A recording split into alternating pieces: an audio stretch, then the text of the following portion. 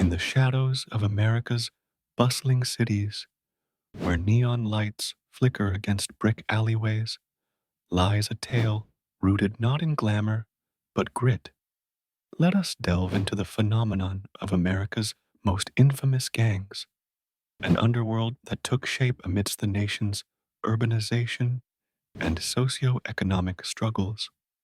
Our story begins in the late 19th and early 20th centuries, a time of rapid industrial growth and relentless waves of immigration.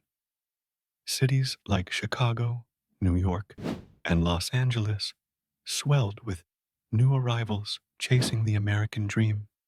Yet, many found themselves trapped in overcrowded slums, faces pressed to windows draped with dirtied curtains, watching a promising future slip away. In these tightly packed neighborhoods, communities often equated to survival and togetherness painted a picture of resilience. It was here, amid this struggle, that gangs began to rise, offering what society couldn't: protection, identity, and often a means of financial gain. While gangs existed in some form before this period, they were loosely organized groups rather than the structured entities they would become. Let's navigate the streets of New York first, where the iconic Five Points neighborhood serves as our backdrop. It is in these rough and tumble environs that the infamous Five Points gang took root. Under the leadership of Paul Kelly, a man who artfully blended crime with charm, the gang's reach extended deep into the fabric of the city, influencing both street-level crime and the political stage. Moving westward, we find ourselves on the sun-soaked streets of Los Angeles in the 1940s and 50s. This period marked the rise of Latino street gangs like the Maravilla and White Fence. Born amidst racial tension and economic disparity, these gangs became intrinsic to a cultural identity that both resisted and defied oppression. For many young Latinos at the time, in neighborhoods sidelined by society, alliances formed within gangs offered a path to respect and status. Meanwhile, a different narrative unfolded in Chicago during the Prohibition era.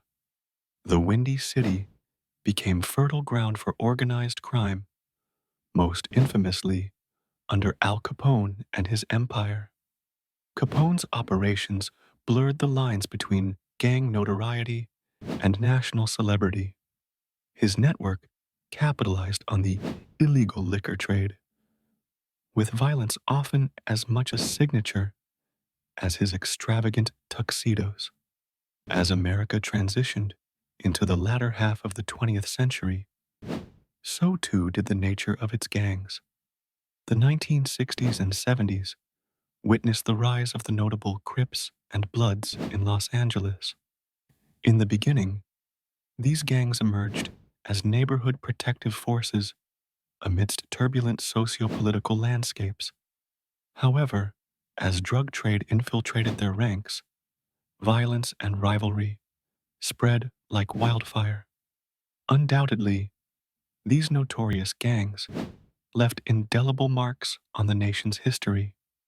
They represent a spectrum of experiences, from communities seeking self-preservation to criminal enterprises expanding in socio-economic vacuums.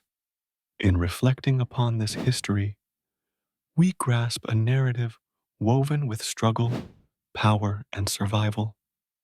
It serves as a reminder of the profound societal impacts when systems fail to adequately encompass all citizens in their folds. As America continues to evolve, the stories of these gangs remain a poignant testament to the darker corridors of opportunity, or the lack thereof, in the American dream.